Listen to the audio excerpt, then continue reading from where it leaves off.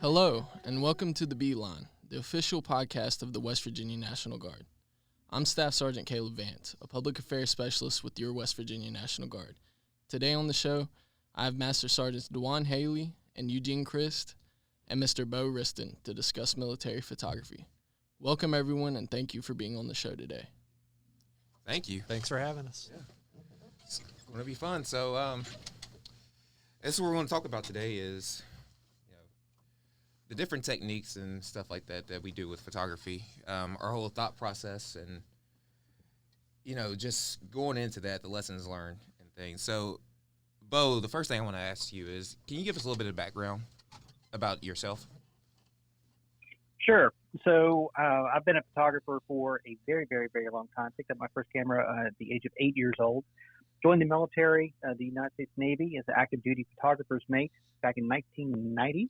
Dating myself here, and was on active duty. Did 5 years of active duty. I also did a tour with the Navy Reserves as a combat camera photographer, and did a combat tour in Iraq in 2009, spending 6 months in Baghdad and areas around Baghdad, doing combat imagery and outside the wire missions and things of that nature, documenting the efforts of all of our troops. Got to spend a lot of time with the 150th out of West Virginia. Just luck would have it, I was deployed at the same time they were in the same location. And so it was really a treat. I wasn't expecting to go over and serve with fellow West Virginians, but I got to. And it remains one of the highlights of my military career, obviously. And just in life general, being able to serve and document those guys overseas in action. So currently, I am a public affairs specialist with the West Virginia National Guard. I'm a former command photographer for the Naval War College, Newport, Rhode Island, for a number of years. And that's pretty much it. So you're saying that you picked up a camera in 8. Yes. What was give me a little bit of background of that. What made you, say, when you picked up the camera and took the first picture, what made you say, this is what I want to do? Well, for me, it started with a 4-H project, and I took photography 1 for my 4-H club, and started with a Kodak disc camera. If anyone remembers those, that was a little teeny tiny camera. It had negatives about the size of your thumbnail, and 15 of them in a little disc circle. And I started with that, and did my end of the year presentation, and submitted my portfolio to the county fair and won a blue ribbon at the county fair, and history has never been the same since. From that point forward, a camera was my constant companion, and I did photography throughout high school and then professionally since I've turned 18. Yeah.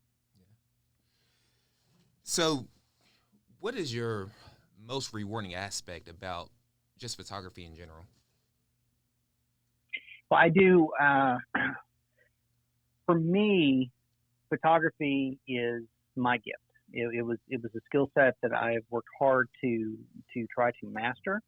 I've been doing it, like I said, since I was 8 years old, and there's still things that I learn on a daily basis. So either I'm not a very good student, or there's just a whole lot to learn. It's a good thing I'm pretty. That's all I got to say. For me, the best thing about photography is being able to give back. I do a lot of volunteer work with my photography, and to me, it's a gift that I was given, a skill set that I was given. And if I don't share that with other people, then I'm not doing what I'm supposed to be doing. So I do a lot of volunteer work, work with a lot of different organizations and agencies, and help support them throughout my adult career. And to me, that's the most rewarding and beneficial thing about the career field and the skill set that I have. Right, okay. So one thing that I always say, especially when I see any of your photos, is I think you're one of the best portrait photographers that I think I've seen. So can you talk a little bit about your whole thought process of when you're going and you see something out there that might be compelling. Can you talk about your whole process from start to finish? Sure. In regards to portraiture, and I would say this to anyone that's interested in photography in general, Apprentice. Make sure that you get out there and reach out to professionals in your area and apprentice. When I was in the Navy, stationed in Virginia Beach, Oceana Naval Air Station, and there was a local photographer who did a display in a local mall, and his work just absolutely blew me away. It was the most incredible work that I'd ever seen in my life, and I knew that I had to meet this man and I wanted to study with him. So I tracked him down. I had a meeting with him, asked him if he needed any part-time help because I was active duty at the time, and I couldn't devote all time or anything to working with him. But I said, "Hey, do you need some part-time help?" He said, "No, I don't do anything like that." I said, "How about an apprenticeship? Can I just come in and work with you?" And he came hauled around a little bit, and he said, "Let me get back to you." And so he came back to me a couple of days later, and he said, "Yes. Let's work this, and you can come over to my studio a couple nights a week, and you're not going to touch camera, but I will let you do some other things for me." Yeah. So in 3 years for working with the man, I should say, I never touched the camera once. Right. I cleaned his floors. I did a lot of glass cleaning. I did some framing. But the most important thing was being around the environment, listening to him interact with his clients, and being around the imagery that he created and watching how he created that imagery. Mm-hmm. That was invaluable to me. So I picked up a lot of my professional techniques and my professionalism from being in that environment and exposing myself to that. I had to hunt that out. That wasn't handed to me on a platter. Yeah. It was something that I went out and pursued aggressively because it's what I wanted. So for me, I'm always taking lessons from that point in my life. And so when I'm looking for portraiture, I'm using the skill sets that I developed then, not pushing a camera button, but just by observing and watching.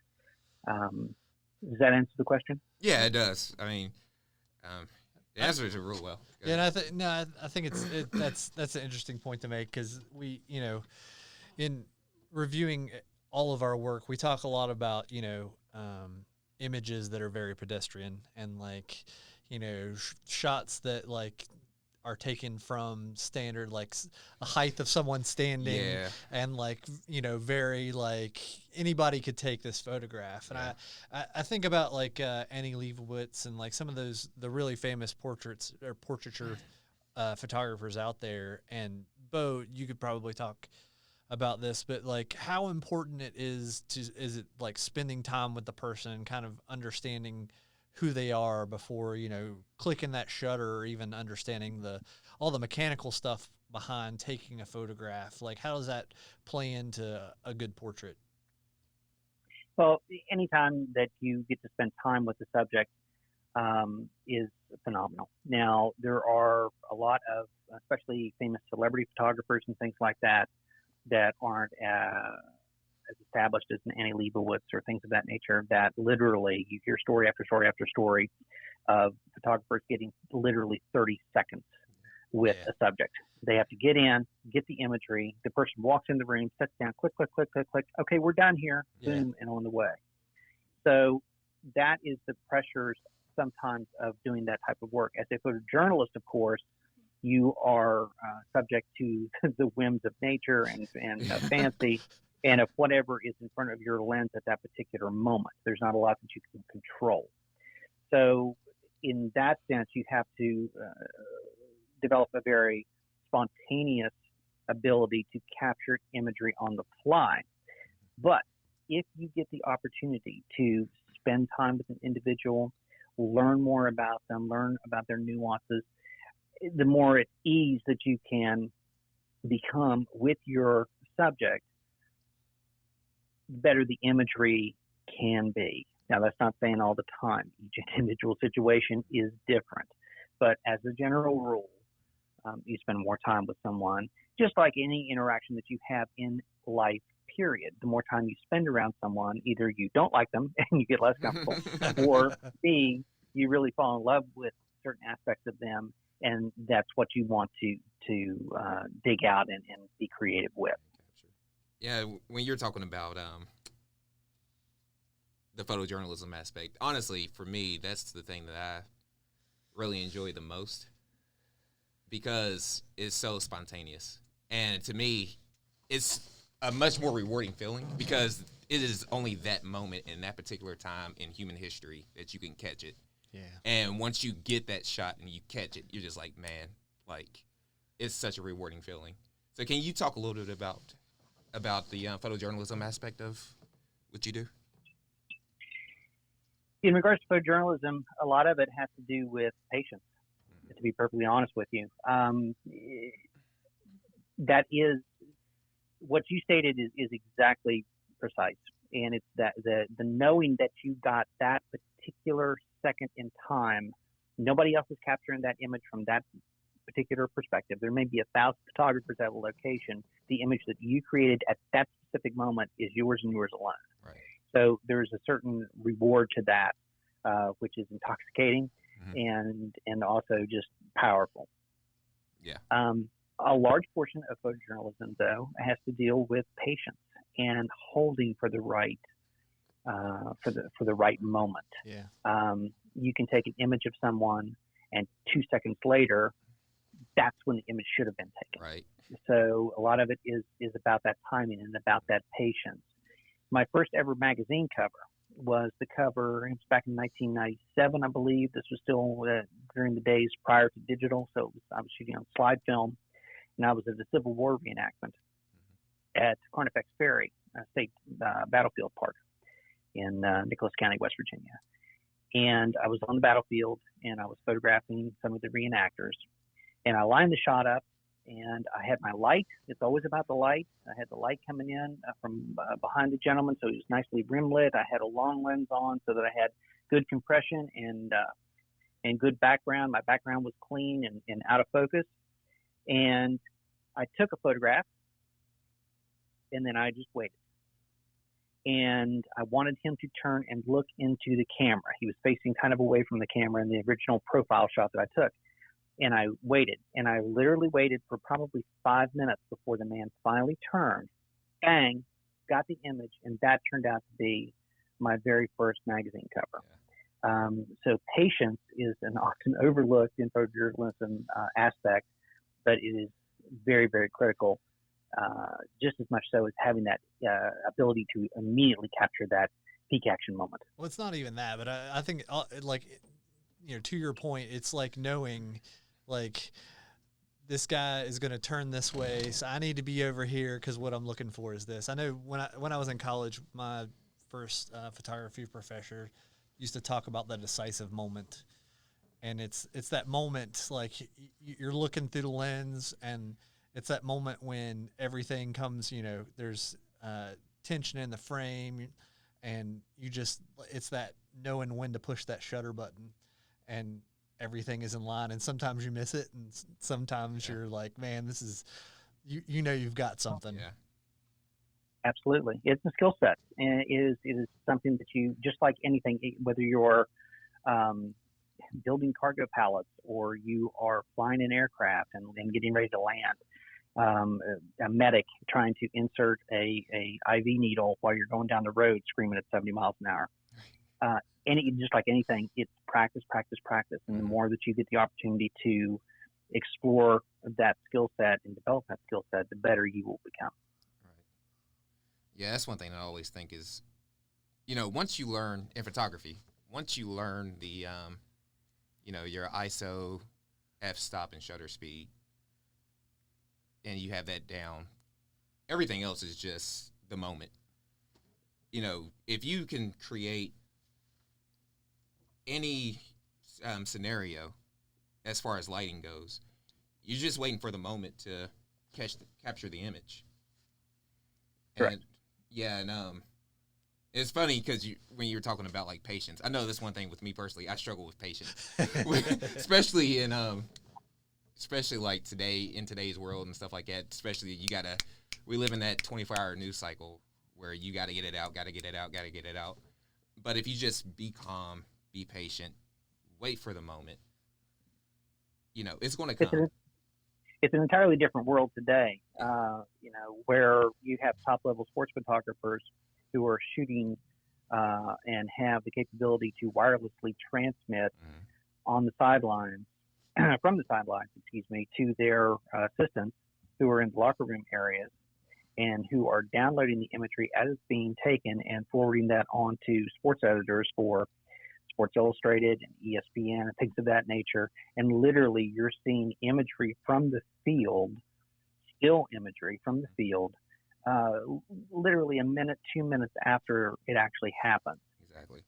That is just phenomenal as compared to the days of, let's say, Ansel Adams, who is a very famous landscape photographer, who literally would go get his location to where he wanted to photograph and would wait.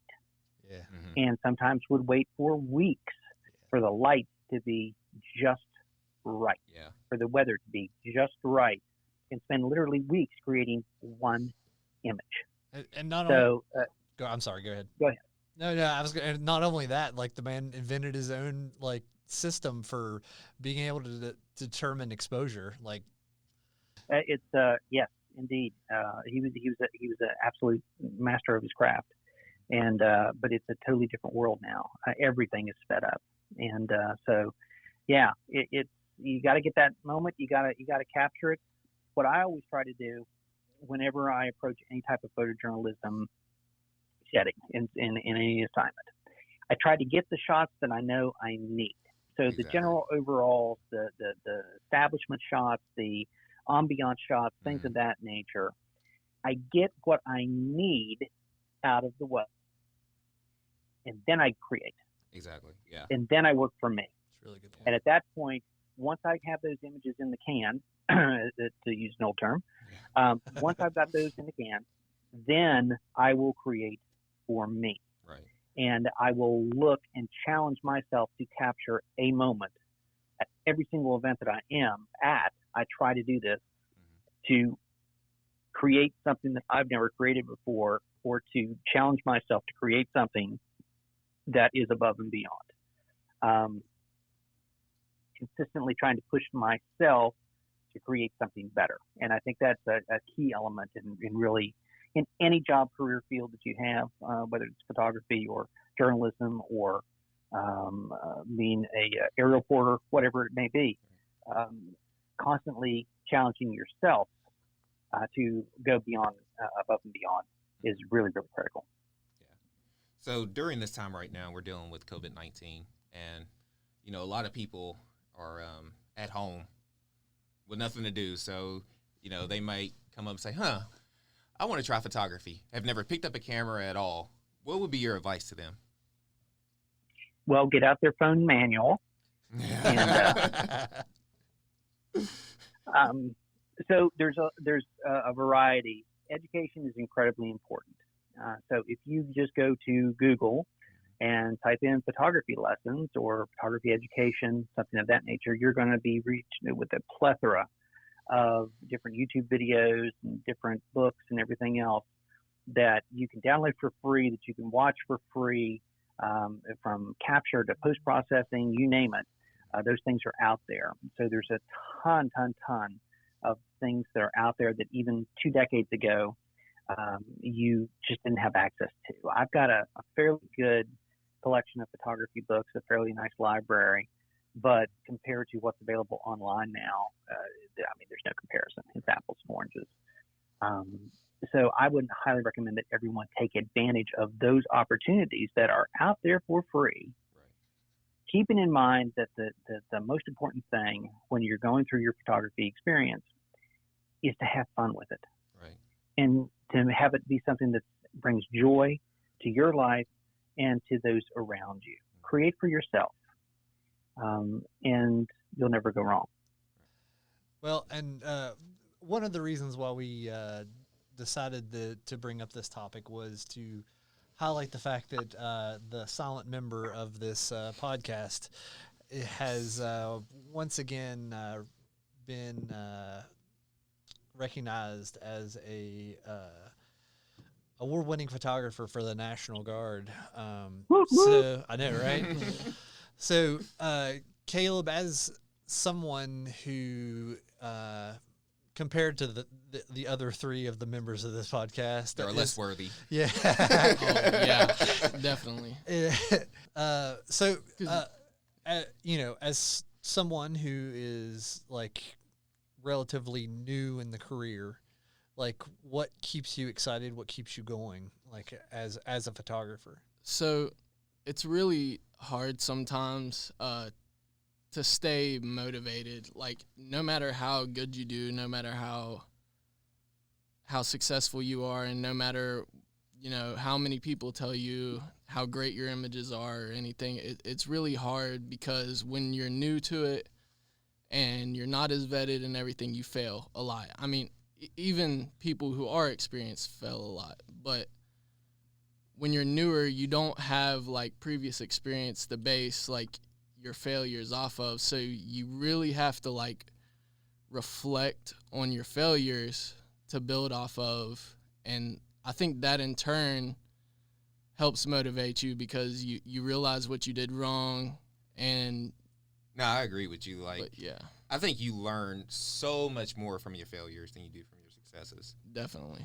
I mean, if you go out there and you just crap the bed on a job and have like 0 usable images and feel horrible and terrible inside, like, first thing that it does, it makes you like, it motivates you to like not give up, to prove yourself again.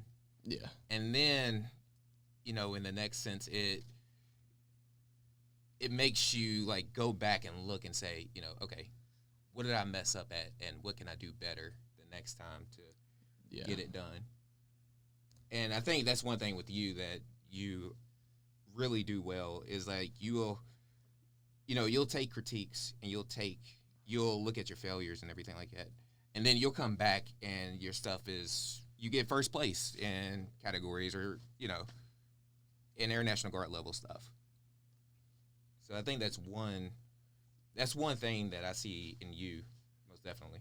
And that's something I definitely focus on. Like, one thing myself personally, I cannot stand making the same mistake twice, whether it be with photography or anything. I feel like if I don't learn from my mistakes, it was a wasted opportunity, a wasted chance. So I always try to learn from them and come back and rebound. And whether I do it a little bit better or I crush it, as long as there's improvement, that's what I strive for. So in the same vein of, since we're on mistakes, I'm going to ask both Caleb and Bo this. Can you just talk for a minute about a job that you, like, completely, like, blown? Like, you just, after you left that job, you were just like, oh, my God, I can't believe this. I'm going to get fired or something. Bo, do you want to go first? Yeah. And just talk about, like, what you learned from that to make you more successful. Before I say that, very famous quote, Stephen McCraney: "The master has failed more times than the beginner has even tried." Right. Oh, wow. That's a good one. So keep that in mind. Failure is an integral part of any success, no matter what aspect of life that you're talking about. Right. So usually I'm pretty sharp. Like I said, my goal is to always to get the imagery that I need, and then I move forward. So I try to keep the fundamentals and basics. My biggest failure was again at Carnifex Ferry, the 4th year that I was photographing that Civil War reenactment, and I had shot 6 rolls of film and was actually on the battlefield in Civil War regalia, walking, actually running and capturing the battle reenactment as it happened. And 6 rolls of 36 exposure slide film somewhere fell out of my bag and are lost to the ages. Oh, man, that hurts. It really hurt. I walked the entire battlefield twice and never found them. And they were in a light, big, huge green case. And I know somebody has some really great images from that day. I don't. Hopefully they didn't expose it to the light. Right. My specific example, one that I can remember, I mean, there's been a few definitely, but one I can remember was probably within my first year in. Can't remember if it was a maintenance group. It was either a promotion to colonel, or it was a change of command that involved the colonel. And I remember, I mean, up there in those areas, the lighting's terrible. You have to really, like, try to make good images. And I already don't like doing those. I mean, not very many people do, because it's something hard to be creative with, is those, like, very repetitive, boring things. But so I was already, like, you know, not feeling it. And then whoever it was came up to me and was like, "Oh, I can't wait to get these pictures back. Like, I've seen your photos. You're a great photographer. Like, I'm excited." And I was like, "Oh my God, here we go. He's gonna be upset." And like, I did this job, and I was like under pressure, and I was probably an A1C, might have even been an E2 airman still at the time, and like, they were just terrible photos, and like, I just straight up like sunk in my office for like a week, and I got him the photos. I didn't get a thank you or anything, like, and I just like didn't want to touch a camera for the longest time. And one of you all, or probably both of you all, like, just gave me like a lesson about it's gonna happen and stuff. And like, I still to this day, like, when I go out even on like personal shoots and I get upset because like I saw this shot and I thought I had this shot, and like, it's terrible. It turns out terrible. Yeah. Like, not to worry about it and just don't do it again. Yeah, I think that was one thing on active duty that I struggled with, that once I got into the Guard, that I don't struggle with too much, is the fact that you had to be a perfectionist. And it's not even like they really pushed perfectionism. That's even a word, perfectionism? That's going to be a word Sounds today. right. Yeah, it sounds good. It's not that they pushed that. It was just one of those things where, like, you're new into this, and you have higher expectations than what they have of you. Right. That you want to be, like, perfect. And if you're not perfect, you're the worst human being in the world. Yeah. Whereas now, you're just like, okay, if I screw up a job, I mean, it sucks. However, like, most of the it's time, not the end of people the don't world. even care. Yeah. So.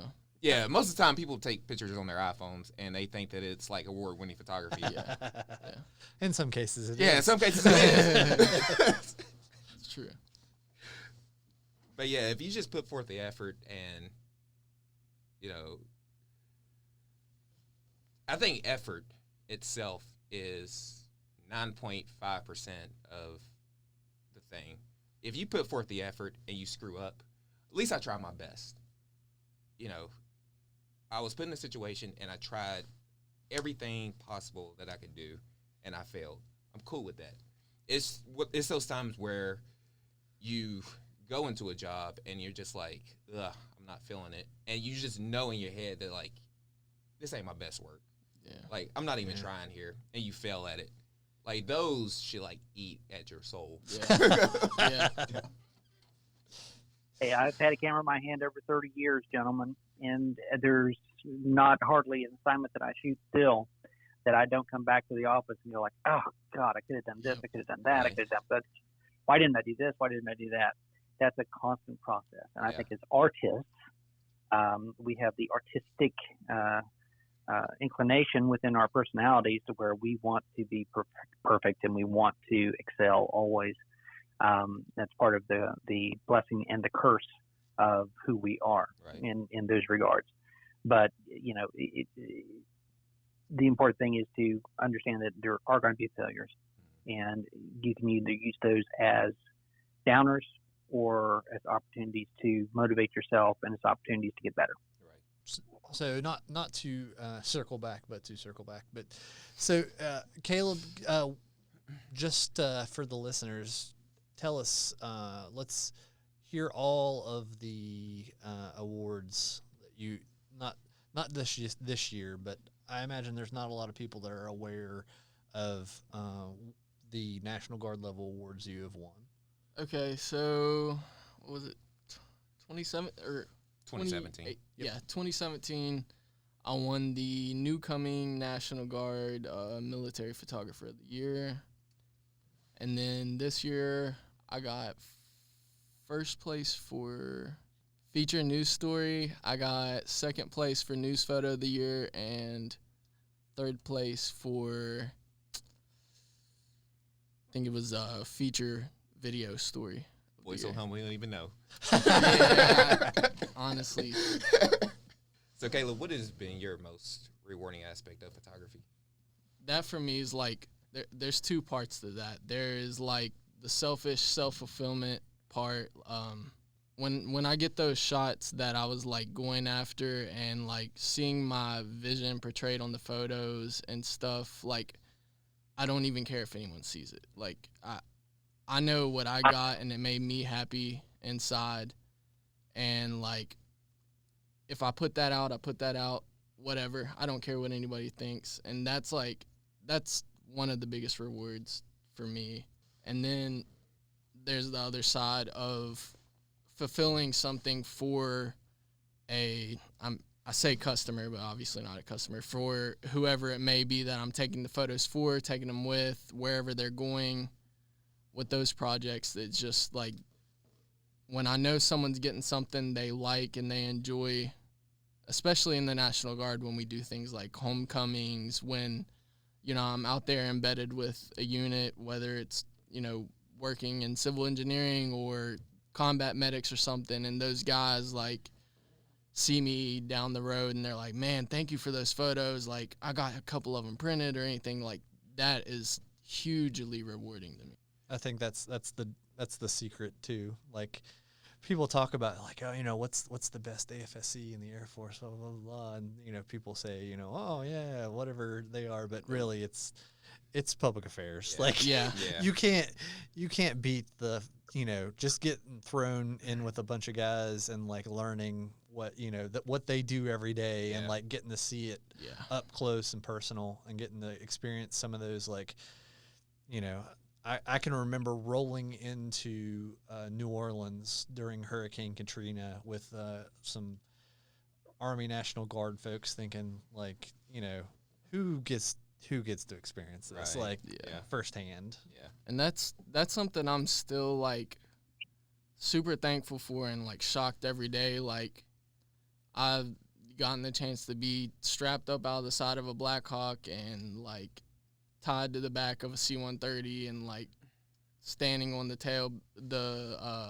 gate and take photos, and I've gotten to help build a wall in Hawaii, just the most random stuff I've gotten to help with.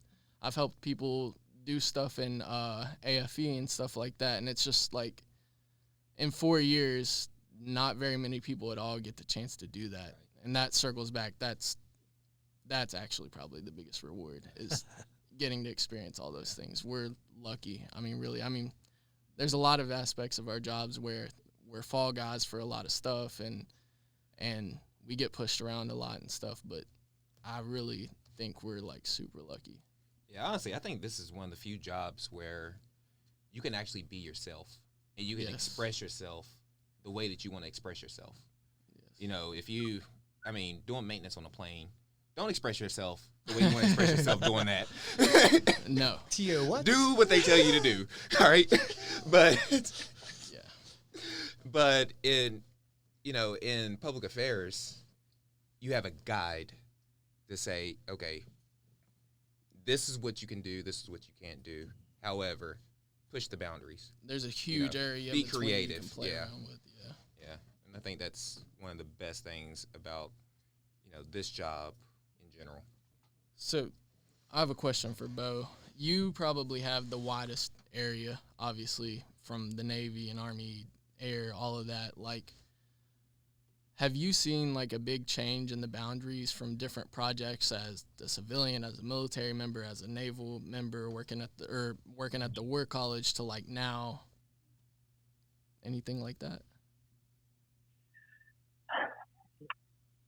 I would have to say that the biggest change is that the career field itself has undergone a dramatic change from photo labs that used to have 30 to 40 to 50 members on board of ships, on board a carrier. We would have 18 to 20 photographers in the photo lab. Wow. On the carrier. Now that entire operation could probably be run by 2 people. For the simple fact of the change in technology from wet process using film and chemicals to develop to everything being digital. So you have a shrinking of the industry. And this goes across all realms of photography, whether it be professional sports photography to photojournalism to portraiture and things of that nature, because everybody's a photographer now. Because the accessibility for good camera systems and for just, utilizing your phone and a Snapchat filter to create something that 20 years ago it would take a professional to create. Those things have really changed the industry as a whole, both on the military and the civilian side of the house. So we're seeing less numbers. We're seeing a lot more capability and functionality. The skill sets have broadened and widened, whereas then you used to have videographers in the Air Force, and all they did was video. They didn't touch a still camera. All they did was video. And you had a photographer, and all they did was photography. They didn't dare touch a video camera. And you had journalists who wrote and really didn't do either of them. All of those career fields and those skill sets have now been combined into mass communications and or public affairs and things of that nature. So the individuals who are within the career field now are being asked to be masters of all, not just jacks of all trades, but masters of all trades. And at the same time, the training pipeline for the military has shrunk and shrunk and shrunk to the point of where there's just not a lot of good training out there and availability for people to become true masters of all of the skill sets that they need to have. That's a huge change. And so to kind of piggyback off of what you said, I think in the National Guard we're really lucky. Me personally, between the two guys over on this side, you and multiple other people, that's how I've tried to be good in dealing with the changes to having to learn all that at one time, is that I have so many people to learn from. I can go out and make the mistakes and just kind of ask you guys and watch how you guys do stuff, and it lets me learn so much quicker that way. Good attitude. Yep. Well, I think I'm out of questions, and I think this has been a pretty good conversation. So, did you have anything that you wanted to say, Bo, to finish us out? Well, I've got some links that I can throw out there for folks who are listening and who might be more interested in learning some photography. I've got some links that I follow that folks might find interesting. If you'd like for me to share those. Okay, yeah, Please do. All right. So first off, of course, in being a Nikon shooter myself, there's really in the professional world today, there's not a lot of difference between Nikon, Canon, any of the major manufacturers. Sony is really kicking right now. A few years with their mirrorless technology and things. Photography is still evolving and changing even as we speak. But being a Nikon guy, NikonUSA.com has a lot of really good tutorials and videos. They have what's called Nikon School Online. And so if you do a Google search for Nikon School, there's tons of free courses that you can take on there, everything from environmental portraiture to the art of making music videos to getting started with your Nikon DSLR, fundamentals photography, and things of that nature. And they're for some really, really good photographers, such as Joe McNally and folks like that. So Nikon School is a very good resource. Kelby One, so it's kelbyone.com, KELBYONE.com. That is a membership only. You have to pay for that, but they have over 800 courses in photography, everything from Photoshop, Lightroom, post-processing, to sports photography, portrait photography, drone photography, wedding, family, children, travel, you name it, it's on there. And usually those are some really, really good videos with a lot of information in them. So Kelby One, I would highly recommend. They also produce Lightroom magazine and Photoshop user magazine every month. Again, if you're a member of Kelby One, you get those for free, and you can download them, and those are loaded with a lot of great tutorials and step-by-step processes. There's a site called ProEDU, If you go to Google and type in proedu.com, that's another photography site that specializes in all sorts of different courses and things of that nature. All sorts of podcasts, hundreds and hundreds of issues and lesson courses that you can take. As to individual photographers, a couple of individuals that I like to follow. One would be for portraiture photography and really advanced Photoshop stuff would be Joel Grimes. If you go JOELGRIMES, Joel Grimes. I've had the pleasure of meeting him and being in a class with him. He's an incredible guy, just a great human being, but an incredibly skilled photographer. He's been doing this since the old days, but very advanced still, and highly recommend Joel. If you're a little on the quirky side and have some time, this gentleman definitely has a lot of personality. His name is Joe Edelman. Joe, Joeedelman, Joe Edelman. He's got his own website, and he does a lot of different tutorials and things. He's really good if you've got just like a home studio and you want to play around on the cheap. He doesn't use a lot of really high-end equipment a lot of the times. He's using cardboard and all sorts of household items and things to make different strobes and gels and things. Really, really unique. Usually I pull one or two little nuggets out of a lot of his videos that are really helpful, even at 30 years going on photography. Some of his stuff is not my favorite, but and he's a character. Yeah. But again, very, very, very, very useful. Another gentleman that I would like to recommend on the post-processing side is a gentleman by the name of Terry White. So if you go to YouTube, just type in Terry White, as it sounds. He is an actual Adobe employee, works for Adobe, and he has just a million videos on the Adobe Creative Cloud, Photoshop, Lightroom, all of the different programs. And I just enjoy his voice and the manner in which that he teaches.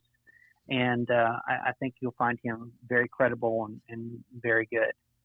The last one that I'll recommend is a gentleman by the name of Steve Perry, and no, not the lead singer for Journey.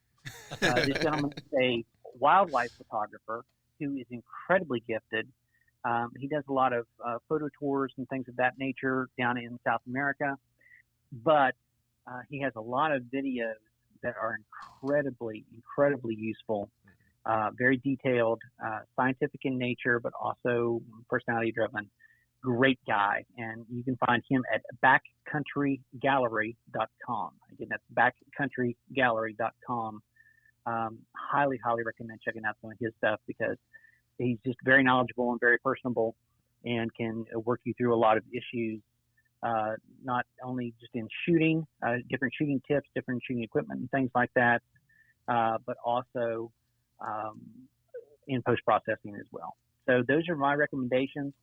Go out there, learn, explore, find a teacher that you like, find a style that you like. One of the great things about photography is that there's a million and one genres, from boudoir photography to wedding photography to sports to you name it, you can do it in photography. There's tons to be captured. And even though there are billions of images that are out there, the ones that you take are just like your fingerprints. They are each individually unique and a representation of that specific moment in time from your perspective. Right. And that's incredible. Yeah, it is. Well, thank you again for coming on to the podcast. Like I said, I thought it was a pretty good podcast. Yep. So if you want to take us out, Caleb. Alrighty. That's going to do it for today's episode. For more news about the West Virginia National Guard, you can find us on all major social media platforms or on the web at www.wv.ng.mil. This has been Staff Sergeant Caleb Vance with your West Virginia National Guard. On behalf of the 6,400 Guardsmen in uniform, 700 civilian employees, and our families, stay safe and stay West Virginia strong.